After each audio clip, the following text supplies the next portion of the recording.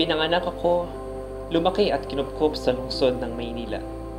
Mula sa pagtango ng ulot isang kisap mata, nakikita ko ang araw-araw sa iba't ibang pananaw.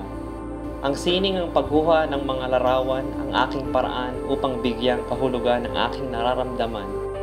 Kasiyahang hatid ng sining ay kasiyahan aking ibinabalik sa pagkuha ng mga litratong dihag ay di pagkaraniwan. Sa Maynila, lumakas ang loob ko. Hinaharap ang hamon ng mga bagyo, makuha lamang ang mukha ng kasalukuyan.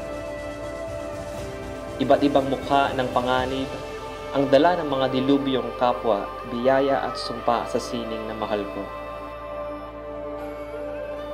Nais kong bihagin sa larawang ang kagalakan sa paraang pinaniniwalaan ko, hindi sakop ng anumang alpabeto. Sa Maynila, nakapaglakbay ang mga paa at puso ko. Natuklasan ko ang sari-saring kalakaran ng iba't ibang sining.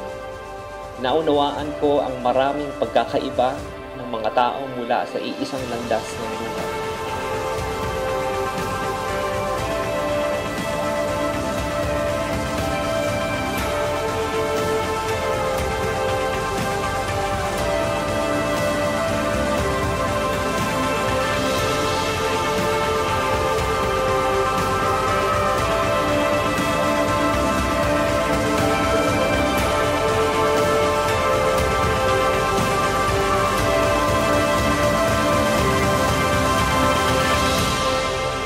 Ang lahat ng karanasang ito ay mahalaga sa akin.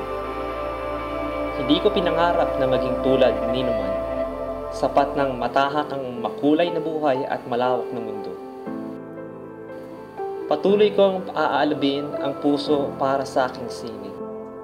Kakatok sa mga pintuan ng pag-asa. Magbubukas ng mga matang nakapiit sa kinaugaliang Maynila.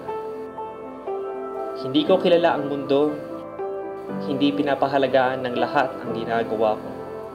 Ganun pa man, pipiliin kong ipagpatuloy ang pagkuha ng mga litrato. Mabubuhay ako sa katotohanan ng kasalukuyan. Kasama ng Maynila, susulong ako patungo sa pangarap.